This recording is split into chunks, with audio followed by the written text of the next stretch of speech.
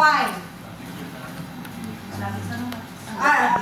Ma'am, ano? Ayan. Actually, sinasabi ng marami, ang basista ay ladlak. Oo, ladlak siya. Pero, it is surrounded by the biggest cities in progressive city in Pangasinan. Andyan si Calasiao, andyan si San Carlos, andyan si Bayambang, andyan si Malasiki. So, ibig sabihin, pag tumira ka dito o mag-invest ka dito, madali na lang umiikot sa mga cities na to. Malapit din siya sa Dagupan, di ba? Sa Calasiao, from Calasiao, Santa Barbara, Ordaneta na siya. So, accessibility in location talaga ang binibigay ng basista. At saka, nachismis ko, mayayaman daw mga tao sa basista. Tama ba? Nasa abroad. OFW daw, mga taga-basista daw ay mga abroad, OFW. So, ipapakita ko po muna sa inyo ang ating video kung saan po located ang ating project. Yan. Iulitin ko lang po.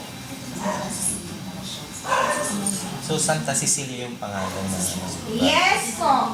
Lahat po ng subdivision ng Goshen Land ay Santa Cecilia.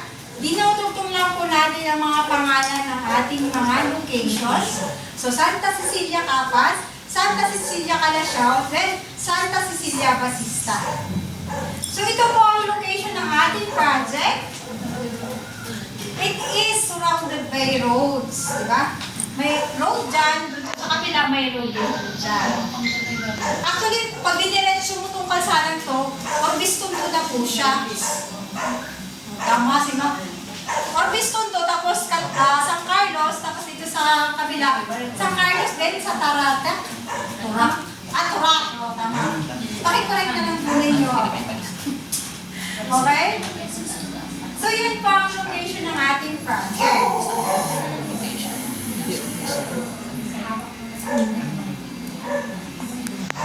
Ulitin ko lang ang sinabi ko, bakit tayo sa basista mag-invest?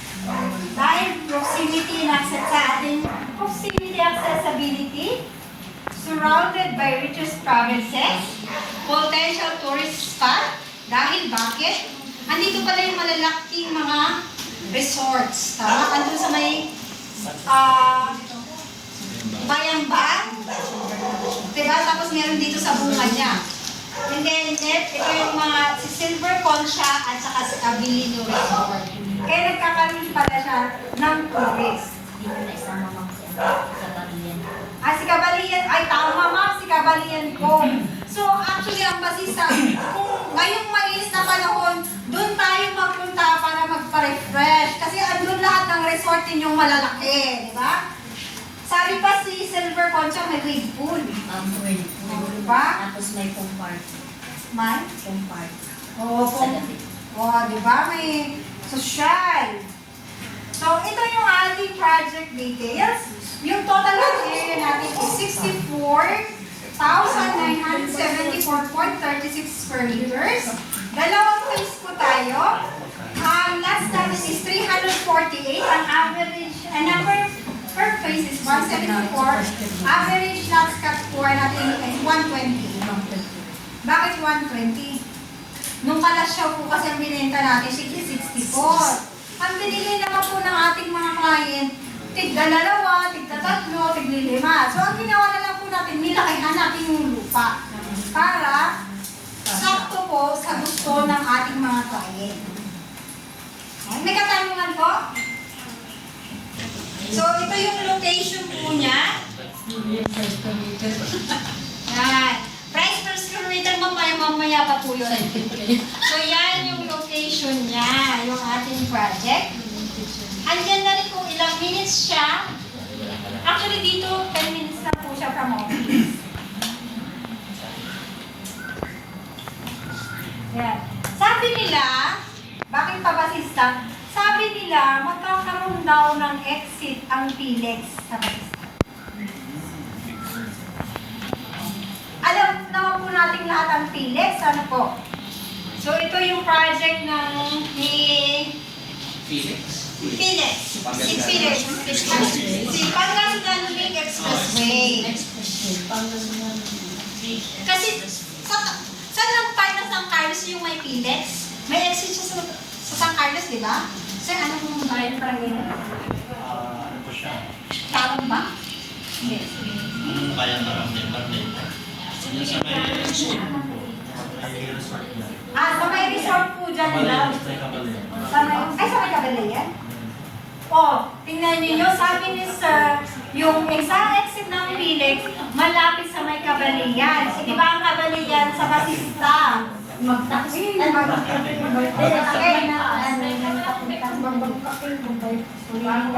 Kuliling. Asik naman alam ko sa Kuliling, di ba? Asik naman alam ko ng Kuliling, no? Kawasan yung location niya. Okay, so, nakita nyo, malapit lang ang Felix. So, ibig sabihin, mas magiging progresibo ang San Carlos at saka Basista. Mas magkakaroon siya ng mas maraming development. Di po ba? So, ito po yung iba pang development. Tadugtong ng ating Felix. Yan. And then, ito yung pinaka-latest niya kasi, di ba? Yung road ng Ortiz Tondo at saka Basista, before, hindi naman siya national highway. So, dineclare na kasi siyang national highway, kaya ongoing ang kanyang road widening. So, nakita nyo, andon sa Basista rin ang development ng isa. Ito po, pinapakita natin sa ating screen. Ito yung House Bill Act, kung saan sinasabi niyang national highway na po ang Ortiz Tondo, Basista po. Okay?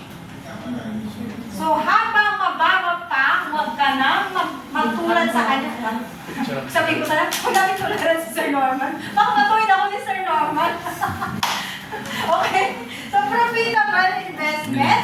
So, ang ating Santa Cecilia Basista ay profitable investment. Bakit? Nakita nyo naman yung kunento ko sa inyo kanina. Yung isang project pa lang namin, nag-start ng 22,000, ngayon 45 na. So ngayon, ang ating project ay, alam nyo naman sa pre-selling, mababa ang presyo. And we guarantee, lahat ng mag-invest kay Goshen, mayroon siyang, anong tawag doon? Appreciation income. Hindi naman sa pagmamayabang ako. Nakabili ako doon sa Stanford Residences. Binili namin ng 2.6. Ngayon binibenta, na lang, no? Binibenta na ng 5. So, imagine mo pag nag-invest ka, during the pre-selling, after magawa, mataas na. Alam din niya ni Sir Rob yun, di ba? Alam ko kung kanino siya i-invest. Okay? And then, pwede natin siyang gawing pamana sa ating mga anak. Based po kasi sa ating data ng ating mga client, ang isang rason kung bakit sila bumibili sa atin is pamana sa mga anak. So, ang mga parents ngayon gustong magbigay sa mga anak para hindi sila mag-away-away. Ang gusto nga isa pang lupa. Based po dun sa data natin ng mga bumili sa atin.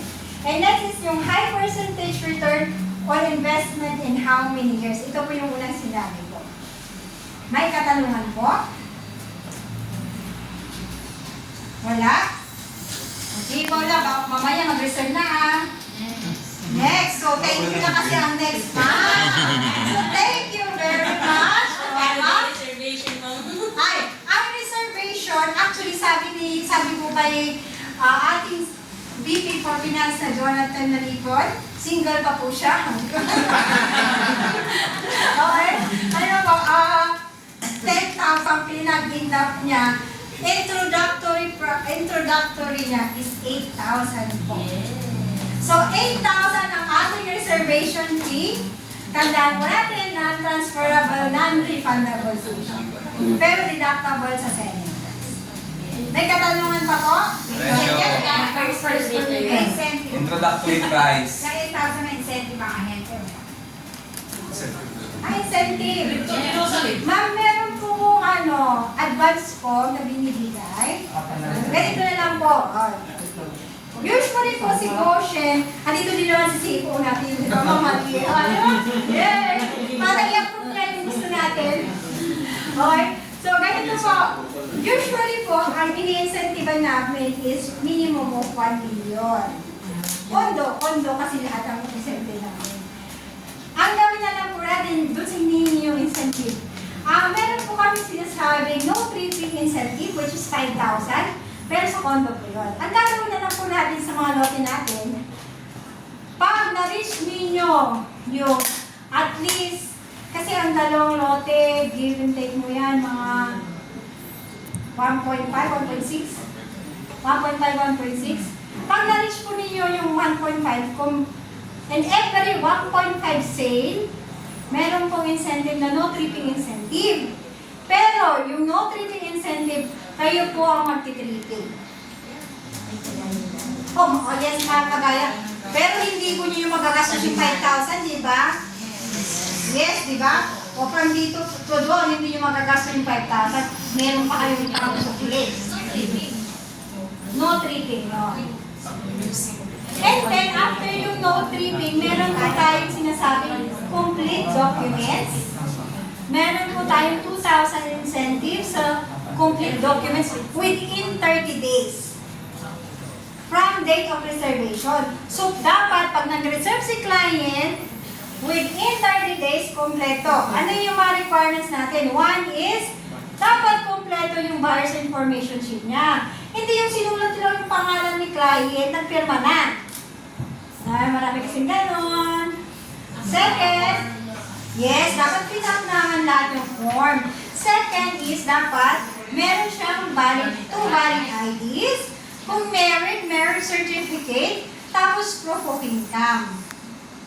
Bakit? Siyempre, gusto naman natin makita yung saan, anong itsura ni client, di ba? Kung hindi siya, kung may papasign tayong document, saan natin siya hahagilapin kung wala siyang, hindi kompleto yung kanyang buyer's information sheet. Di po ba? So, pag nakompleto po ninyo yun, merong additional 2,000 in each client. Sa ano na lang, sige, in each client na lang. O, di ba? On the spot no? On the spot Yes, ma'am. O, 7,000 na yun, no? Yes, ma'am. Kasi ang buhay ng ahente, ma'am, siyempre sa unang wala pa, di ba? Yes, So, ma'am. kailangan natin ng incentive para makapag-move. Yes, ma'am. Naiintindihan niya na. Kaya nga nag-tweet kami on the spot, ma'am, para sa inyo, di ba? Dati sa kondo lang namin binibigay. Ngayon magbibigay kami sa mga lote.